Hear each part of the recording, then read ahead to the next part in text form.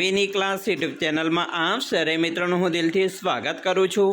આજે વિદ્યાર્થી મિત્રો વાત કરવાના છીએ ધોરણ 9માં આપણી વાર્ષિક પરીક્ષા જે વિજ્ઞાન વિષયની લેવામાં આવનાર છે તેના એસવીએસ કક્ષાના પેપરનું સોલ્યુશન આપણે આજે આ વિડીયોમાં કરીશું, જે તમારી આવનારી પરીક્ષામાં ખૂબ જ ઉપયોગી નીવડશે। તો ચાલો વિદ્યાર્થી મિત્રો વિડીયોની શરૂઆત કરીએ। તેના પહેલાં તમે ખાસ કરીને ચેનલમાં નવા હોય તો ચેનલને અવશ્ય સબસ્ક્રાઇબ કરી વિડીયોને લાઇક અને શેર કરવાનું પણ ન ભૂલતા।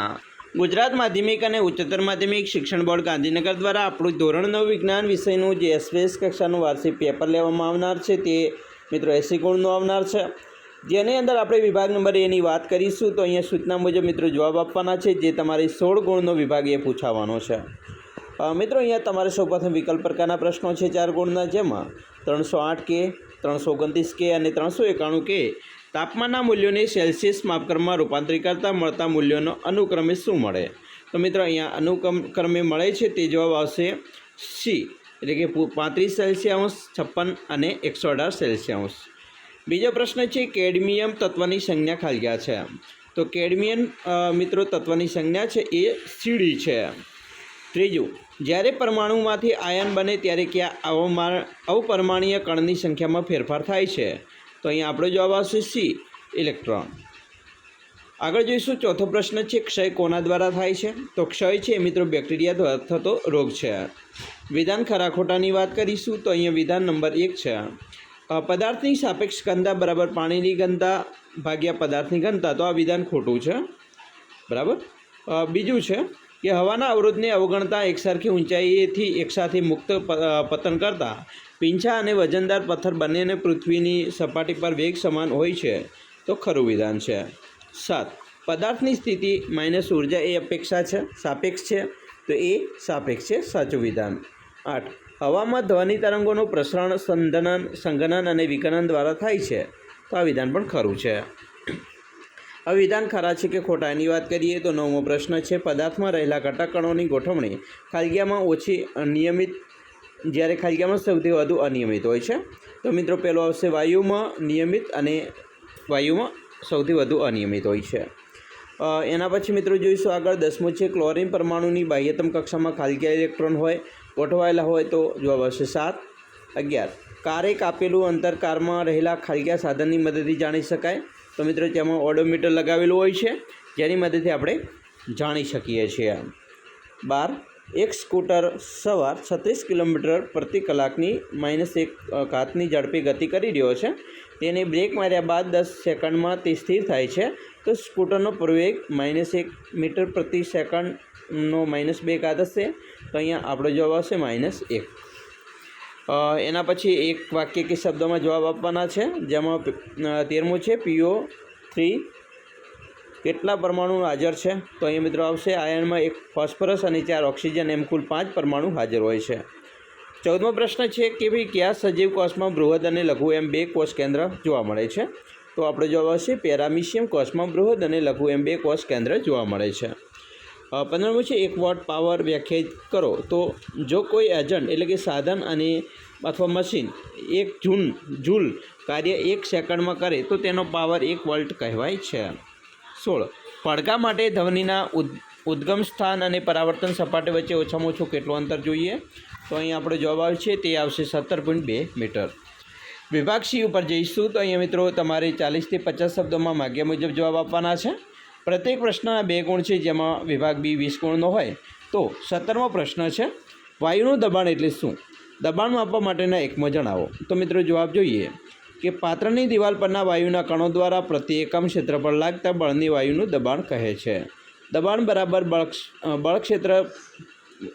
ક્ષેત્રફળ દબાણ માપનના એકમો, એટલે કે વાયુનું દબાણ માપવા માટેનો એકમ મિત્રો વાતાવરણ છે। દબાણનો એસઆઈ એકમ પાસ્કલ છે, જે 1 એટીએમ બરાબર 1.01 ગુણ્યા 105 PA થાય, પાસ્કલ થાય। વાતાવરણમાં મિત્રો હવાના દબાણને વાતાવરણીય દબાણ પણ કહે છે। એના પછી દરિયાની સપાટી પર વાતાવરણીય દબાણ એક વાતાવરણ છે અને તેને સામાન્ય વાતાવરણીય દબાણ કહે છે। 18મા પ્રશ્નની વાત કરીએ તો તાપમાન વધારતા ઘન પદાર્થ પીગળીને પ્રવાહી સ્વરૂપમાં સંપૂર્ણ રૂપાંતર પામી જાય છે, શા માટે? તો એનો જવાબ આપણે લખી શકીએ કે ઘન પદાર્થનું તાપમાન વધારતા તેના કણોની ગતિજ ઉર્જા વધે છે। ગતિજ ઉર્જા વધે છે, વધારો થવાથી કણ વધુ ઝડપથી કંપન કરવા લાગે છે. ઉષ્મા ગરમી દ્વારા આપવામાં આવેલી ઉર્જા એ કણો વચ્ચેના આકર્ષણ બળની ઉપરવટ જાય છે, જેથી કણ પોતાનું નિયત સ્થાન છોડીને વધુ સ્વતંત્ર રીતે ગતિ કરવા લાગે છે.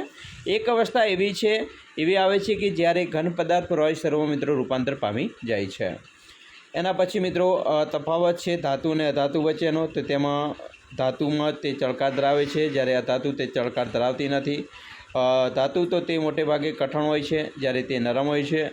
ધાતુ તે વિદ્યુત અને ઉષ્માના સુવાહક છે, અધાતુ તે વિદ્યુત અને ઉષ્માના અવાહક છે.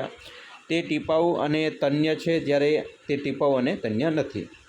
20મો પ્રશ્ન મિત્રો છે, અહીંયા અલગીકરણ માટે યોગ્ય પદ્ધતિનું નામ દર્શાવવાનું છે. તો પેલું છે દહીંમાંથી માખણ, તો એ સેન્ટ્રીફ્યુગેશન કહેવાય. અને દરિયાના પાણીમાંથી મીઠું, તો એને બાષ્પીભવન કહેવાય. 21મો પ્રશ્ન છે શુદ્ધ દ્રવ્ય એટલે શું? તો સામાન્ય રીતે શુદ્ધ દ્રવ્યનો અર્થ ભેળસેળથી મુક્ત દ્રવ્ય એવો કરી શકાય. વૈજ્ઞાનિક દ્રષ્ટિએ જે દ્રવ્યમાં રહેલા તમામ કણોના રાસાયણિક ગુણધર્મો સમાન હોય તેને શુદ્ધ દ્રવ્ય કહે છે. 22મો પ્રશ્ન છે ઓક્સિજન અને બેરોન ધરાવતા એક સંયોજનના 0.24 ગ્રામ નમૂનાથી 0.096 ગ્રામ બેરોન અને 0.144 ગ્રામ ઓક્સિજન હાજર છે, તો વજનથી સંયોજનના ટકાવારી પ્રમાણેની ગણતરી કરો. તો અહીંયા આપણે જોઈએ તો કે ઓક્સિજન અને બેરોન ધરાવતા સંયોજનના ટકાવારી પ્રમાણે અનુક્રમે 60 અને 40 છે. 23મો પ્રશ્ન છે અંતર અને સ્થાનાંતરની વ્યાખ્યા આપી પ્રત્યેકને એસઆઈ એકમ જણાવો. તો અહીંયા આપણે જોઈએ કે ભાઈ અંતર એટલે કે આપેલા સમયગાળામાં ગતિ કરતા પદાર્થ કાપેલા ગતિપથની કુલ લંબાઈને અંતર એટલે કે એને કહે છે. જે અંતરના એસઆઈ એકમમાં મીટર આપણે જોઈએ તો મીટર પ્રતિ મીટર છે.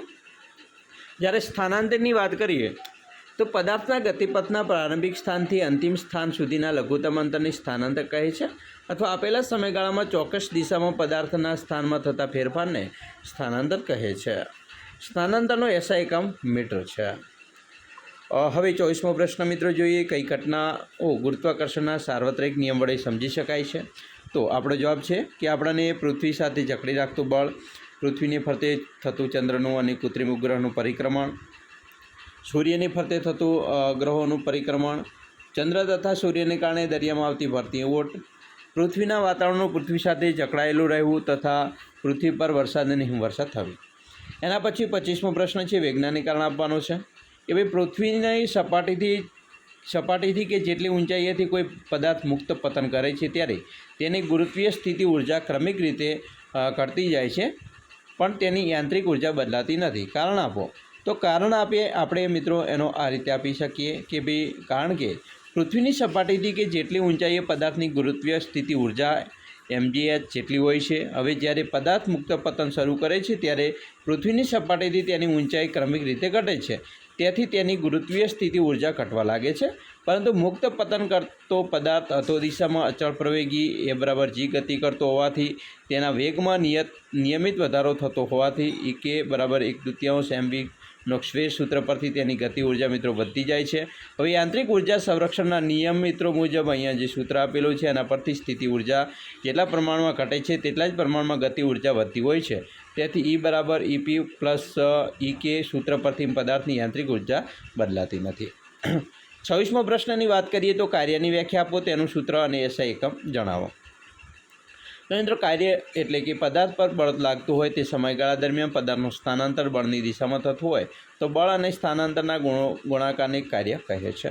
પદાર્થ પર કાર્ય એટલે મિત્રો પદાર્થ પર કાર્યનો એસઆઈ એકમ છે તે જૂલ છે, જેને જેસ તરીકે ઓળખાય છે. વિભાગ સી ઉપર જઈએ તો અહીંયા મિત્રો 24 કોણનો વિભાગ સી છે. 27મો છે નીચે દર્શાવેલા તાપમાનમાં મૂલ્યોની ડિગ્રી સેલ્સિયસ માપવામાં ફેરવો. તો અહીંયા આપણે સેલ્સિયસ માપવામાં ફેરવીએ તો 310 કેલ્વિન. તો એને આપણે 310ને -273માં બાદ કરીએ તો 37° થાય. 263ને આપણે મિત્રો -273 વડે કરીએ તો 10° થાય. 473ને 273 વડે ફેરવીએ તો 200° થાય. 1985ને 273 વડે માઇનસ કરીએ તો 1712° થાય. અને 100 કેલ્વિનને આપણે 273 વડે માઇનસ કરીએ તો -173 કેલ્વિન થાય છે. તો વિદ્યાર્થી મિત્રો આ રીતે આપણે કેલ્વિનને આપણે સેલ્સિયસમાં ફેરવ્યા.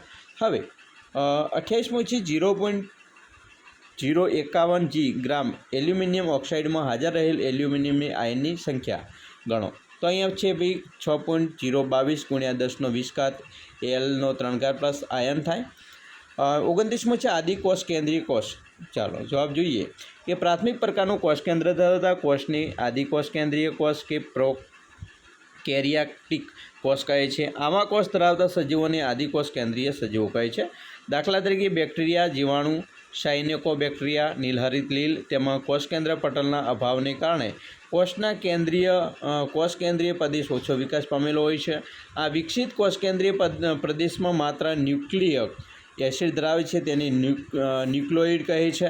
વિવિધ મિત્રો પટલમય અંગિકાઓ, કણાભસૂત્ર, હરિતકણ, ગોલ્કી પ્રસાધન, અંતઃકોષ રચાળ વગેરેનો અભાવ હોય છે. વિવિધ પટલમય અંગિકાઓના અભાવ અંગિકા દ્વારા મિત્રો થતા ઘણા કાર્યો કોષરસીય ભાગો દ્વારા નિર્બળ રીતે આયોજન પામે છે. અને પ્રકાશ સંશ્લેષણથી બેક્ટેરિયાના આદિકોષ કેન્દ્રીય સજીવોમાં ક્લોરોફિલ કોષરસીય પટલની પુટિકા કોથળી જેવી રચના પણ હોય છે. 30મો પ્રશ્ન છે મિત્રો સાંદ્રતાના આધારે દ્રાવણના પ્રકારો સમજાવો. તો મિત્રો સાંદ્રતાના આધારે દ્રાવણના પ્રકાર તમે એ જોઈ શકો છો કે સમસાંદ્ર દ્રાવણ, અધોસાંદ્ર દ્રાવણ અને અધિસાંદ્ર દ્રાવણ. આ રીતે 3 પ્રકાર છે. એના પછી 31મો છે બસની છત પર મૂકેલ સામાનનો દોરડો વડે કેમ બાંધવામાં આવે છે. તો એનો પણ મિત્રો આપણે જવાબ અહીંયા જોઈ શકીએ છીએ. આનો જવાબ તમારે ખાસ મિત્રો મોસ્ટ આઈએમપી છે, તૈયાર કરી લેવાનો રહેશે આ રીતે. 32મો પ્રશ્ન છે આબોહવાના નિયંત્રણમાં વાતાવરણનો ફાળો સમજાવો. તો વાતાવરણનો શું ફાળો છે એ પણ આપણે મિત્રો આ રીતે જવાબ તૈયાર કરીશું. તમારો મિત્રો મોસ્ટ આઈએમપી છે. 33મો છે ઓઝોન વાયુ સજીવો માટે કેવી રીતે લાભદાયક છે સમજાવો. એનો પણ જવાબ મિત્રો અહીંયા આપેલ છે. અને બી ઓઝોન સ્તરને નુકસાન પહોંચાડતા પદાર્થનું નામ પણ જણાવો. તે પણ આપણે અહીંયા લખી શકીએ છીએ. આ રીતે એનો જવાબ લખી શકાય. 34મો છે સેન્દ્રિય ખાતરના પ્રકાર સમજાવો. તો સેન્દ્રિય ખાતરના પ્રકાર મિત્રો અહીંયા કમ્પોસ્ટ, વર્મી કમ્પોસ્ટ આવે, લીલું જૈવિક ખાતર, બરાબર, એના પ્રકાર છે. એની પણ આપણે આ રીતે જવાબ લખી શકીએ છીએ. વિભાગ ડીની વાત કરીશું તો મિત્રો અહીંયા આપણે દરેક પ્રશ્નોના 4 ગુણની અંદર મોટો પ્રશ્ન પૂછી શકે છે. 20 ગુણનો વિભાગ ડી પૂછવાની શક્યતા છે. મિત્રો 35મો પ્રશ્ન છે આધુનિક સમયમાં તત્વનું નામ અને સંજ્ઞા કેવી રીતે આપવામાં આવે છે. એનો મિત્રો સંપૂર્ણ જવાબ આપણે અહીંયા તમે જોઈ શકો છો. આ રીતે તમારે પણ વાંચી લેવાનો છે અને મોસ્ટ આઈએમપી પ્રશ્નોને તૈયાર પણ કરી લઈશું. આગળ મિત્રો જોઈશું અહીંયા તમને આપેલું છે, બરાબર, તત્વ સંજ્ઞા એ પણ તૈયાર કરી લેવાની છે. 36મો પ્રશ્ન છે સસ્તન વર્ગના લક્ષણો જણાવો. તો સસ્તન વર્ગના લક્ષણો કયા છે? તો કે ભાઈ એની સ્તન ગ્રંથિઓ, ત્વચા, હૃદય, તાપમાન, વિકાસ, બરાબર, તમામ મુદ્દા ઉપર આપણે અહીંયા ચર્ચા કરેલી છે આકૃતિ સાથે. તે પણ લખી શકીએ. 37મો છે અચળ ઝડપથી ગતિ કરતા પદાર્થ માટે અંતર સમયનો આલેખ દોરો અને તેના પરથી પદાર્થની ઝડપ કેવી રીતે શોધી શકાય છે તે પણ સમજાવો. તો અહીંયા આલેખ દોરેલ છે અને એ સમજૂતી પણ આપણે અહીંયા આપી શકીએ. 38મો પ્રશ્ન છે કોઈ પથ્થરને 100 મીટર ઊંચા ટાવરની ટોચ પરથી પડતો મૂકવામાં આવે છે. તે સમયે બીજા પથ્થરને જમીન પરથી 25 મીટર પ્રતિ સેકન્ડના વેગથી ઉર્ધ્વ દિશામાં ફેંકવામાં આવે છે. તો બંને પથ્થર ક્યારે અને ક્યાં એકબીજાને મળશે? તો એ પણ આકૃતિ પરથી આપણે સમજૂતી મેળવી શકીએ છીએ અને આ રીતે આનો જવાબ મિત્રો લખી શકીએ છીએ. તો આ પણ જવાબ મિત્રો સૂત્ર સાથે અહીંયા આપેલા છે, અલગ અલગ દાખલા ગણીને તે લખવાનો રહેશે. 39મો પ્રશ્ન મિત્રો છે ટૂંકનો લખવાની છે ઘનતા. ઘનતા એટલે શું? તો કે ભાઈ પદાર્થના દળ અને તેના કદના ગુણોત્તરને તે પદાર્થની ઘનતા કહે છે. અને એનું મિત્રો આપણે ઘનતા બરાબર દળ ભાગ્યા કદ કહીએ. ઘનતાની અદિશ રાશિ છે, ઘનતાનો એસઆઈ એકમ છે, બરાબર, ઘનતાનો આધાર દબાણ અને તાપમાન પર છે. તો તમામ મુદ્દાની છણાવટ કરેલી છે. આ રીતે તમારે પણ જવાબ લખવાનો છે. તો વિદ્યાર્થી મિત્રો આવી રીતે તમારું એસપીએસ કક્ષાનું વિજ્ઞાનનું પેપર આવી શકે છે. અમે આશા રાખીએ છીએ તમને આપણા વિડીયો ખૂબ જ ઉપયોગી નીવડશે. અને ખાસ કરીને વિડીયો ગમ્યો હોય તો લાઇક, શેર અને સબસ્ક્રાઈબ કરવાનું પણ ન ભૂલતા.